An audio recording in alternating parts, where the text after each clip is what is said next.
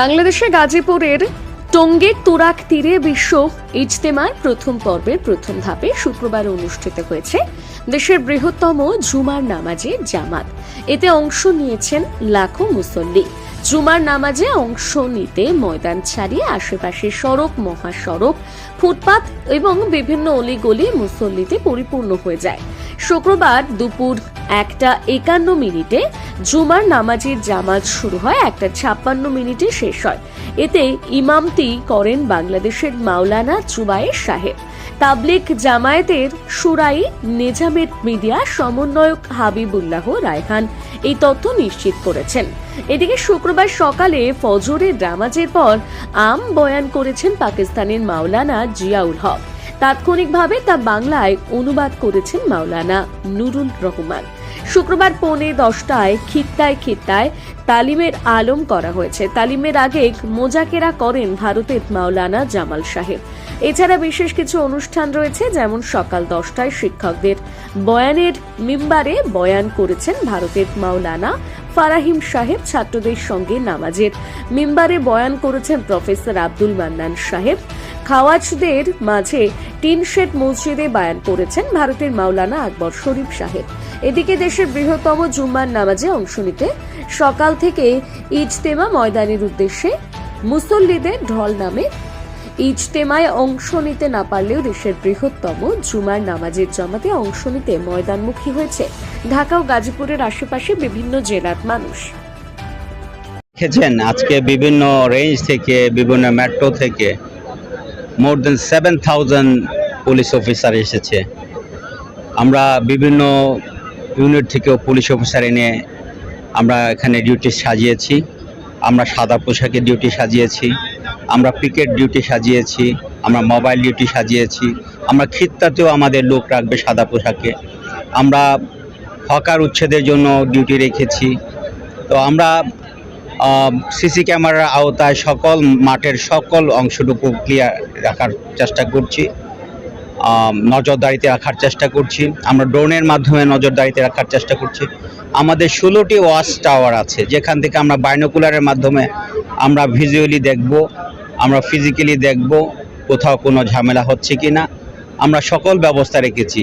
সবচেয়ে বড় কথা, এবার আমরা একটি বাড়তি জিনিস রেখেছি, সেটি হলো ফায়ার সার্ভিসের সাথে কথা বলে আমরা একটা ইভ্যাকুয়েশন প্ল্যান রেখেছি। কোথাও কোনো ঝামেলা হলে যেন আমরা মুসল্লিদেরকে ইভ্যাকুয়েট করতে পারি, ভালো জায়গায়, নিরাপদ জায়গায় যাতে সরিয়ে নিতে পারি, সেই ব্যবস্থা রেখেছি। আমরা আশা করছি একটি সুন্দর ইজতেমা এবং নিরাপদ ইজতেমা আমরা উপহার দিতে পারবো ইনশাল্লাহ। যদিও আমাদের গত কিছুদিন আগে দুই দলের মধ্যে মারামারি হয়ে 3টি মার্ডার হয়েছে, এর মধ্যে আপনারা দেখেছেন এর আগেও পুলিশের অনেক অস্ত্র খোঁড়া গিয়েছে, তারপরে জেলখানার অনেক অস্ত্র লুট হয়েছে এবং অনেক বৈধ অস্ত্র জমা পড়েনি। এগুলো তো আমাদের মাথায় আছে। তারপর আমরা যেভাবে নিরাপত্তা সাজিয়েছি, ইনশাল্লাহ আমরা আশা করি একটি নিরাপদ ইজতেমা আমরা উপহার দিতে পারবো। সকলেই নিরাপত্তা বোধ করবে ইনশাল্লাহ।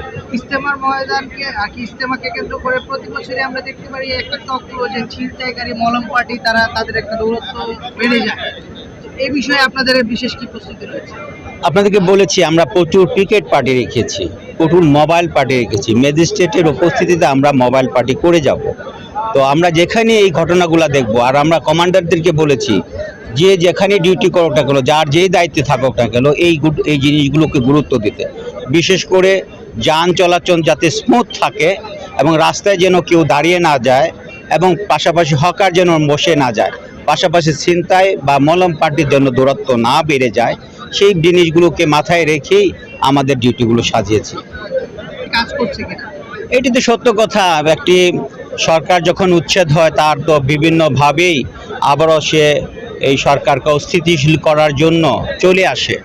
সেই অস্থিতিশীল করার জন্য আপনি দেখেছেন একবার আনসারদেরকে লেলিয়ে দিয়েছে, একবার সংখ্যালঘুদেরকে লেলিয়ে দিয়েছে, একবার স্বল্প শর্তে ঋণ দিবে সেগুলো করে জনগণকে একত্রিত করার চেষ্টা করেছে।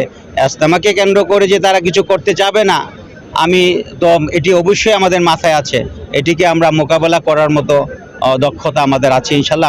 আমরা সেটি মোকাবেলা করতে পারবো ইনশাল্লাহ। পুলিশ, র্যাব, বলা ঠিক না, তারপরে আমরা পুলিশ 7,000-এর উপরে আমরা ডেপ্লয় করেছি শুধুমাত্র জিএমপি, গাজীপুর মেট্রোপলিটন পুলিশ। এদিকে ডিএমপি ওই পারে অনেক ওনাদের ডেপ্লয়মেন্ট আছে, র্যাবেরও অনেক ডেপ্লয়মেন্ট আছে, সেনাবাহিনী ডেপ্লয়মেন্ট আছে, এবং সাদা পোশাকে ডিজিএফআই, এনএসআই কাজ করছে, এসবি কাজ করছে। তো সংখ্যাগুলো, ওনাদের সংখ্যাগুলো সঠিক আমাদের জানা নেই, আর সংখ্যাটা না জানাই ভালো, কারণ আমরা কাজ করি আসলে জনগণের সাথে মিলে। এই যে ইজতেমা মাঠের যে মুরব্বীরা 10,000-এর বেশি ভলেন্টিয়ার দিচ্ছে, ওরাও কিন্তু আমাদের ফোর্স, ওরাও কিন্তু আইন শৃঙ্খলা রক্ষার জন্য কাজ করবে। তাই এই সংখ্যাটা আসলে সকলেই আমরা মিলে কাজ করতে চাই। আপনারাও আমাদের সাথে এই সংখ্যায় জড়িত হবেন সেই আশাবাদ ব্যক্ত করি। সুন্দর, থ্যাংক ইউ।